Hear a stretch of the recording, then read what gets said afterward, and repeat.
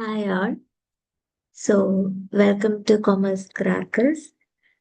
ഞാൻ ഇന്നലെ പറഞ്ഞ പോലെ this is one of my favorite module in our syllabus. Management നമുക്ക് 10 മാർക്കും സ്കോർ ചെയ്യാൻ പറ്റിയൊരു പേപ്പറാണ്, ഒരു മൊഡ്യൂളാണ് ഈ ഒരു മാനേജ്മെന്റ് എന്ന് പറയുന്നത്. കൂടുതലും നമ്മളുടെ ചുറ്റുവട്ടത്ത് കണ്ടുവരുന്ന കാര്യങ്ങളൊക്കെയാണ്, അതിൻ്റെ ആപ്ലിക്കേഷൻ, അങ്ങനെയുള്ള കാര്യങ്ങളൊക്കെയാണ് ഈ ഒരു മൊഡ്യൂളിൽ വരുന്നത്. നമുക്ക് മൊഡ്യൂളിലോട്ട് പോവാം. ഏകദേശം ഒരു 3 ക്ലാസ് കൊണ്ടൊക്കെ നമുക്കിത് കംപ്ലീറ്റ് ചെയ്യാൻ പറ്റും എന്നാണ് വിചാരിക്കുന്നത്. അത് കഴിയുമ്പോഴേക്കും ഞാനിവിടെ ഫിനാൻഷ്യൽ അക്കൗണ്ടിങ്ങിന് വേണ്ടിയിട്ടുള്ള കുറച്ച് MCQs ഒരു 50 മിനിമം ഉണ്ടാക്കി വെച്ചിട്ടുണ്ട്. ഇത് കഴിഞ്ഞ് നമുക്കത് ചെയ്യാം. എന്നിട്ട് നമുക്ക് ഇതിൻ്റെ MCQ ചെയ്യാം. ദെൻ നമുക്ക് അടുത്ത മൊഡ്യൂള് സ്റ്റാർട്ട് ചെയ്യാം. ഓക്കെ, ഇപ്പൊ തൽക്കാലം നമുക്ക് മാനേജ്മെന്റിലോട്ട് തിരിച്ചു വരാം. ആദ്യം മാനേജ്മെന്റിന്റെ നേച്ചർ ആൻഡ് എവല്യൂഷൻ ആണ് പറയുന്നത്. Management is A universal and disciplinary function concerned with planning, organizing, directing, and controlling resources to achieve organizational goals efficiently and effectively. Its nature can be understood from different perspectives. അതായത് management എന്താണ്, നമ്മൾ simply +2 പഠിച്ചിട്ടുണ്ട്. Management is an art of getting things done through others എന്നൊക്കെ പറഞ്ഞിട്ട്, അത് മറ്റുള്ളവരെ കൊണ്ട് നമുക്ക് കാര്യങ്ങൾ നടത്തിപ്പിക്കുക. ഇതാണ് മാനേജ്മെന്റ് എന്ന് പറയുന്നത്. സിംപ്ലി മീൻസ് മാനേജ് ചെയ്യുക, അത്രേ ഉള്ളൂ. ഇതിന് ഒരുപാട് ഫങ്ഷൻസ് ഉണ്ട് മാനേജ്മെന്റിന്, അല്ലെങ്കിൽ പ്രോസസ് ഉണ്ട് മാനേജ്മെന്റിന്. പ്ലാനിങ്, ഓർഗനൈസിങ്, ഡയറക്റ്റിംഗ്, സ്റ്റാഫിങ്, അതുപോലെ കൺട്രോളിങ്, അങ്ങനെ കുറച്ച് ഫങ്ഷൻസ് ഉണ്ട്. ഇതുവഴി ഓർഗനൈസേഷന്റെ goal effectively and efficiently achieve ചെയ്യുക എന്നുള്ളതാണ് മാനേജ്മെന്റ് എന്നുള്ളതുകൊണ്ട് ഉദ്ദേശിക്കുന്നത്. നമ്മൾ +2 തന്നെ പഠിച്ചിട്ടുണ്ടാവും management as art, as an science, അതുപോലെ ആസ് എ പ്രൊഫഷൻ എന്നൊക്കെ പറഞ്ഞിട്ട്. Why management as a art? Management എന്ന് പറയുന്നത് സിസ്റ്റമാറ്റിക് ആയിട്ടുള്ള, ഇപ്പൊ ഒരു സയൻസ് പോലെ തന്നെ പ്രിൻസിപ്പിൾസും തിയറീസും ബേസ് ചെയ്തിട്ടുള്ള, അതുപോലെ ഒബ്സർവേഷൻ ആൻഡ് എക്സ്പെരിമെന്റേഷൻ ആവശ്യമുള്ള, അതുപോലെ ഡിസിഷൻ അനാലിസ് ചെയ്യുന്ന ഒരു പ്രോസസ്സാണ് മാനേജ്മെന്റ്. അതുകൊണ്ട് തന്നെ മാനേജ്മെന്റ് നമുക്കൊരു സയൻസ് ആയിട്ട് കമ്പയർ ചെയ്യാം. അടുത്തത് ആർട്ടാണ്. ഒരു നല്ലൊരു മാനേജർ ആവണമെങ്കിൽ അയാൾക്കൊരു പേഴ്സണൽ സ്കില്ലും ക്രിയേറ്റിവിറ്റി, ഇൻറ്റ്യൂഷൻ, അതുപോലെ പ്രാക്ടിക്കൽ നോളജ് ഒക്കെ വേണം. അതുകൊണ്ട് നമുക്ക് മാനേജ്മെന്റ് ഒരു ആർട്ടാണെന്നും പറയാം. അതുപോലെ മാനേജ്മെന്റിന് സ്പെഷ്യലൈസ്ഡ് നോളജും ethical standards, code of conduct, ഇതൊക്കെ വേണം. അതുപോലെ അവർക്ക് പേഴ്സണൽ ബോഡി ആയിട്ടുള്ള AIMA, all India management association, അതുപോലെയുള്ള ഗ്ലോബൽ ഇൻസ്റ്റിറ്റ്യൂട്ടിലുള്ള പ്രൊഫഷണൽ കണ്ടക്ട് ഒക്കെ അറിഞ്ഞിരിക്കണം. അതുകൊണ്ട് തന്നെ മാനേജ്മെന്റ് ഒരു പ്രൊഫഷനാണ്. പിന്നെ പറയുന്നത് management as a social process. ഈ മാനേജ്മെന്റ് എന്ന് പറയുന്നത് ആളുകളുടെ കൂടെ, ആളുകളാണ് ഇത്, മാനേജേഴ്സ്, ഹ്യൂമൻ റിലേഷൻസ് ഇതിൽ വേണം. അപ്പം ഇതില് മെയിൻലി പറയുന്നത് അവിടുത്തെ വർക്കേഴ്സിനെ അല്ലെങ്കിൽ വർക്ക് ചെയ്യുന്നവരെ ഇൻവോൾവ് ചെയ്തുകൊണ്ട് അവരെ കോർഡിനേറ്റ് ചെയ്യുന്ന പരിപാടിയാണ്. അതൊരു സോഷ്യൽ പ്രോസസ്സാണ്. മാനേജ്മെന്റ് ഒരു സോഷ്യൽ പ്രോസസ്സാണ്. അതുപോലെ management as a universal activity. Its principles are applicable to all type of organisation. ഈ മാനേജ്മെന്റ് പ്രിൻസിപ്പിൾസ് ഏത് ടൈപ്പ് ഓഫ് ഓർഗനൈസേഷനും ആവശ്യമാണ്. ഈ പ്ലാനിങ്ങും ഓർഗനൈസിങ്ങും ഒക്കെ. അതൊരു ബിസിനസ് ആവാം, ഗവൺമെന്റ് ആവാം, എഡ്യൂക്കേഷണൽ ആവാം, സോഷ്യൽ ആവാം, അല്ലെങ്കിൽ നോൺ പ്രോഫിറ്റ് ആവാം. എവിടെയാണെങ്കിലും ഇതിന്റെ ആപ്ലിക്കേഷനൊക്കെ എല്ലായിടത്തും ഇമ്പോർട്ടൻ്റ് ആണ്.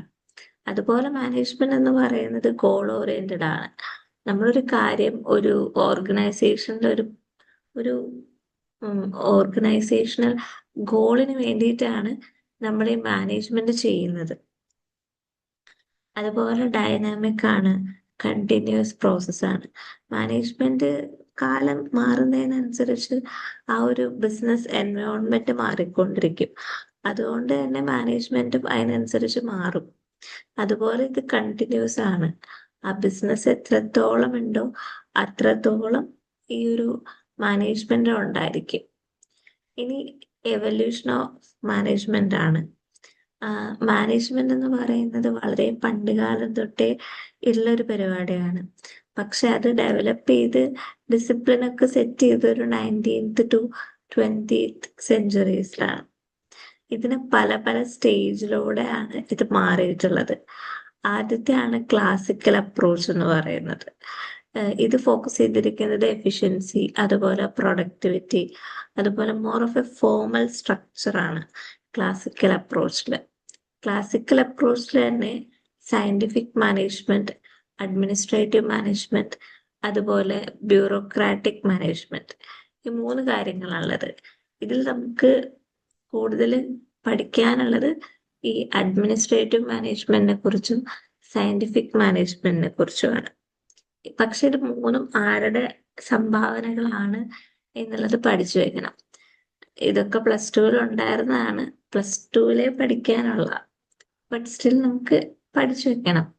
സയന്റിഫിക് മാനേജ്മെന്റ് FW ടൈലർ ആണ്. അഡ്മിനിസ്ട്രേറ്റീവ് മാനേജ്മെന്റ് എന്ന് പറയുന്നത് ഹെൻറി ഫയോൾ. അതുപോലെ ബ്യൂറോക്രാറ്റിക് മാനേജ്മെന്റ് എന്ന് പറയുന്നത് മാക്സ് വെബർ ആണ്. ഓക്കെ, സയന്റിഫിക്കും അഡ്മിനിസ്ട്രേറ്റീവ് മാനേജ്മെന്റ് എന്താണെന്നുള്ളത് നമുക്ക് താഴെ വരുന്നുണ്ട്. അപ്പം ഇപ്പൊ ചെറുതായിട്ട് സയന്റിഫിക് എന്ന് വെച്ച് കഴിഞ്ഞാൽ emphasised time study, motion study, അതുപോലെ സ്റ്റാൻഡർഡൈസേഷൻ, ഇതൊക്കെയാണ് അതിലെ കൺസെപ്റ്റുകൾ. അതെന്താണെന്നുള്ളത് നമ്മൾ താഴെ പഠിക്കും. അതുപോലെ അഡ്മിനിസ്ട്രേറ്റീവ് മാനേജ്മെന്റ് നിങ്ങൾക്ക് ഓർമ്മ ഉണ്ടാവും, 14 പ്രിൻസിപ്പിൾസ്, ഇതൊക്കെ നമ്മൾ ആ ഒരു ടൈമിൽ കാണാപ്പാഠം പഠിച്ച കാര്യങ്ങളാണ്. അതൊക്കെയാണ് നമുക്ക് പരീക്ഷയ്ക്ക് വരുന്നത്. ബ്യൂറോക്രാറ്റിക് മാനേജ്മെന്റ് എന്ന് വെച്ച് കഴിഞ്ഞാൽ അഡ്വക്കേറ്റ് റേഷണൽ ലീഗൽ അതോറിറ്റി, അതുപോലെ hierarchy, rules and regulations and impersonality in management ആണ്. ഇത് 3ഉം എന്തായാലും ആരാണ് ഇൻട്രൊഡ്യൂസ് ചെയ്തതെന്ന് എന്തായാലും പഠിക്കണം. Scientific management FW Taylor, administrative management Henri Fayol, bureaucratic management Max Weber. ഇതിൽ ബ്യൂറോക്രാറ്റിക് നമുക്ക് മറക്കാൻ വഴിയില്ല, പക്ഷെ മറ്റേത് രണ്ടും അങ്ങോട്ടും ഇങ്ങോട്ടും ടൈലറും ഫയോളും മാറിപ്പോവാൻ ചാൻസ് ഉണ്ട്. മാറരുത്.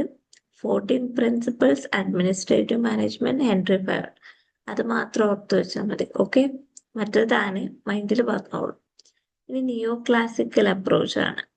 Emphasised human relations and behavioural aspect ആണ്. ഹ്യൂമൻ റിലേഷൻസിനാണ് ഇവിടെ ഇമ്പോർട്ടൻസ് കൊടുത്തിരിക്കുന്നത്.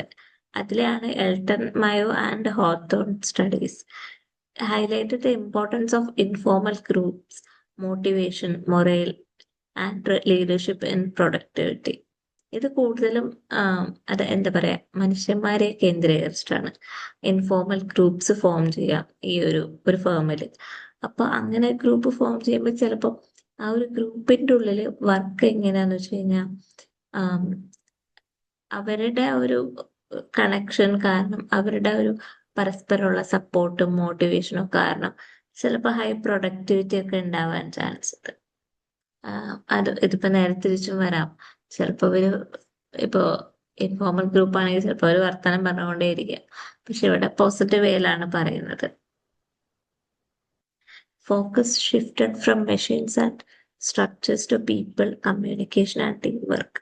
ഇതാണ് ഇവിടെ പറയുന്നത്. ഇനി മോഡേൺ അപ്രോച്ച്, ഇത് 1950s ശേഷമാണ് വന്നത്. Combining both classical and behavioural insight with system and quantitative techniques.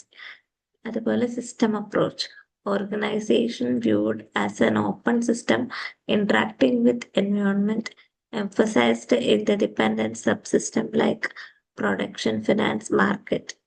അതുപോലെ ഇതൊക്കെ ഓരോന്നും എന്താന്ന് മാത്രം ഓർത്ത് വെച്ചാൽ മതി. കണ്ടിൻജൻസി എന്ന് വെച്ച് കഴിഞ്ഞാൽ management style depends on situation, environment and nature. Situation അനുസരിച്ചാണ് മാനേജ്മെന്റിന്റെ സ്റ്റൈല്. അടുത്തത് quantitative management or science approach. അത് മാത്തമാറ്റിക്കൽ ആൻഡ് സ്റ്റാറ്റിസ്റ്റിക്കൽ ടെക്നിക്സ്, അതുപോലെ ഓപ്പറേഷൻ റിസർച്ച്, ഇതൊക്കെ വെച്ചിട്ട് വേണം പ്രോബ്ലം സോൾവിങ് എല്ലാം ചെയ്യാൻ വേണ്ടിയിട്ട് ഇൻ മാനേജ്മെന്റ്. ഇനി total quality and modern trends. Emphasise on customer satisfaction, quality continuous improvement, lean management and six sigma. ഇതെല്ലാം നമുക്ക് ലാസ്റ്റ് ക്ലാസ്സിൽ നമ്മൾ പറയും. ഇതെല്ലാം അങ്ങനെ കൂടുതലായിട്ട് പഠിക്കണമെന്നില്ല. ടോട്ടൽ ക്വാളിറ്റി മാനേജ്മെന്റ് ഒക്കെ വരും. ഓക്കെ, ഇനി നമുക്ക് സയന്റിഫിക് മാനേജ്മെന്റ് എന്താന്ന് നോക്കാം. Introduced by Frederick Winslow Taylor. അതുപോലെ FW ടൈലർ എന്ന് പറയുന്നത് ഫാദർ ഓഫ് സയന്റിഫിക് മാനേജ്മെന്റ് ആണ്. സയന്റിഫിക് മാനേജ്മെന്റ് കൊണ്ടുവന്ന ആളാണ്, ഫാദർ ഓഫ് സയന്റിഫിക് മാനേജ്മെന്റ് ആണ്. Okay, scientific management is a theory of management that analyses and synthesises work flows. അതൊരു theory of management ആണ്, work ഫ്ലോവിനെ അനലൈസ് ചെയ്യുന്ന. It aims to improve efficiency, productivity, standardization of work by using scientific methods rather than traditional rule of thumb approach. ഇത് ശരിക്കും പറഞ്ഞു കഴിഞ്ഞാൽ efficiency improve ചെയ്യാൻ വേണ്ടിയിട്ട്, പ്രൊഡക്ടിവിറ്റി ഇംപ്രൂവ് ചെയ്യാൻ വേണ്ടിയിട്ട് സയന്റിഫിക് മെത്തേഡ്സ് വെച്ച് വർക്ക് ചെയ്യുന്നതാണ് സയന്റിഫിക് മാനേജ്മെന്റ്. അതുപോലെ ഇനി ഇതിന്റെ പ്രിൻസിപ്പിൾസ് ആണ്.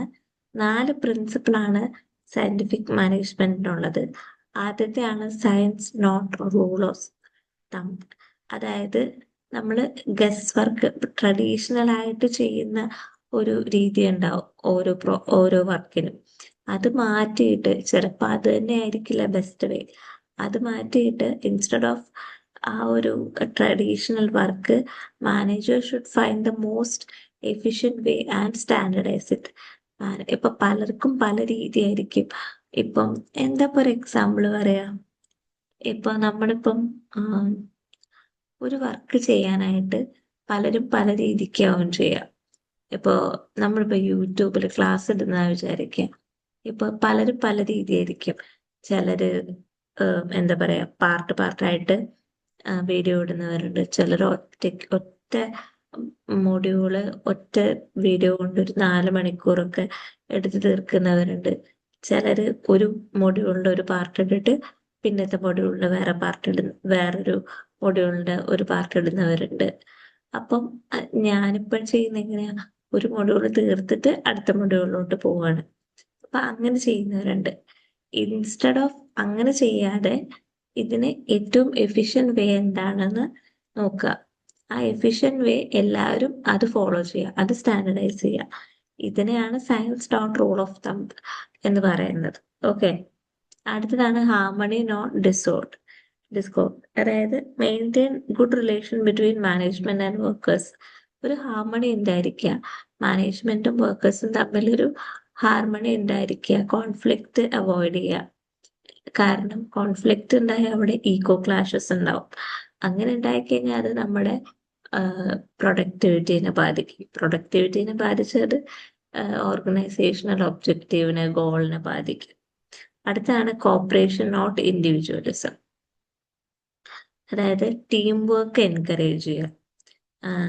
അതുപോലെ അതായത് മാനേജേഴ്സും വർക്കേഴ്സും തമ്മിലുള്ള ടീം വർക്ക് വേണം അവിടെ ഉണ്ടായിരിക്കാൻ. Workers should follow scientifically developed methods and management should share benefits.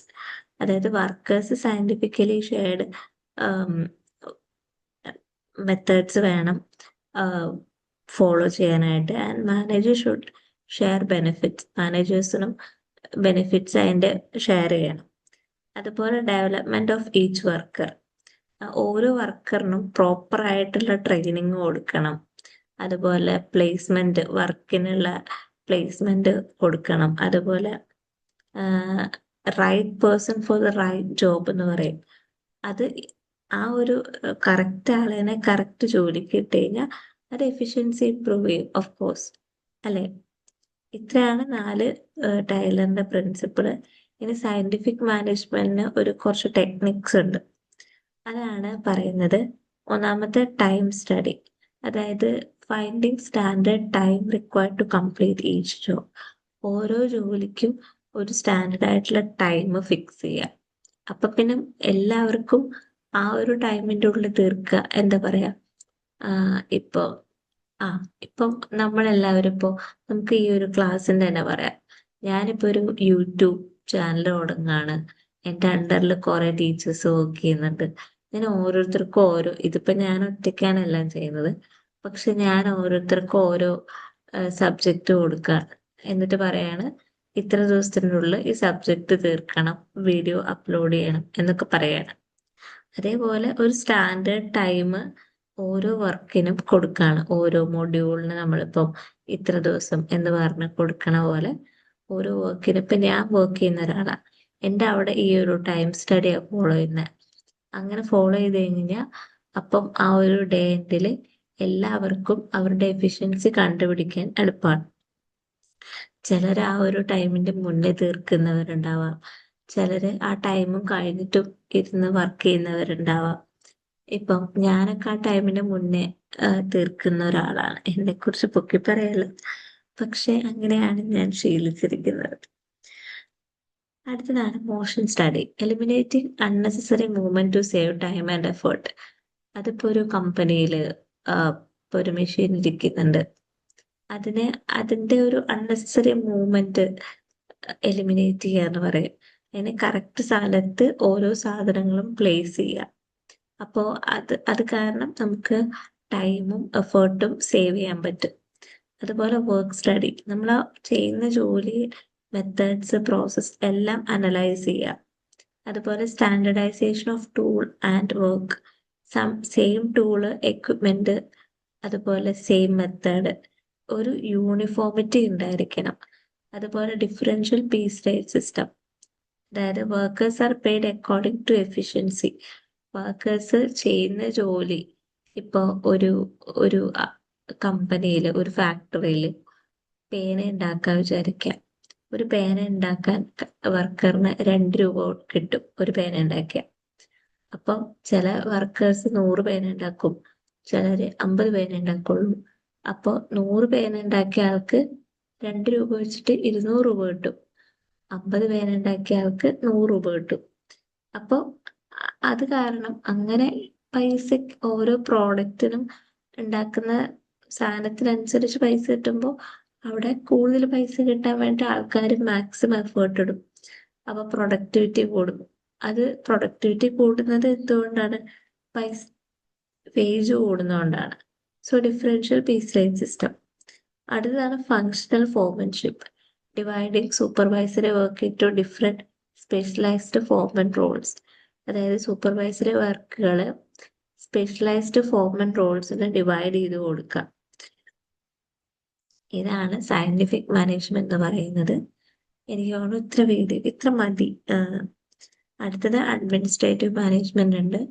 അത് കഴിഞ്ഞ് നമുക്ക് ടോട്ടൽ ക്വാളിറ്റി മാനേജ്മെന്റ്, അത് ഒന്ന് നോക്കാനുണ്ട്. സോ ഐ ഗസ് നമുക്ക് ഈ ഒരു വീഡിയോ ഇവിടെ വെച്ച് നിർത്താം. ചെറിയ ചെറിയ വീഡിയോ മതി, കുറെ ആകുമ്പോൾ നമുക്ക് തന്നെ ഒരു വീഡിയോ ഫുള്ളായിട്ടിരുന്ന് കാണാൻ, പ്രത്യേകിച്ച് ഞാനാ പറയണ എന്തായാലും ബോറടിക്കും. നമുക്ക് ചെറിയ ചെറിയ വീഡിയോ മതി. ഇന്ന് എന്തായാലും ഞാൻ നോർമലി റെക്കോർഡ് ചെയ്യുന്ന ടൈമല്ല, അപ്പോൾ നിങ്ങൾക്ക് തന്നെ നോക്കിയാൽ 11:30 12 മണിയാകുമ്പോഴേക്കും ഞാൻ അപ്ലോഡ് ചെയ്യാൻ നോക്കാം. അപ്പൊ എല്ലാവരും കാണുക. Thank you for watching. Bye bye. Good night.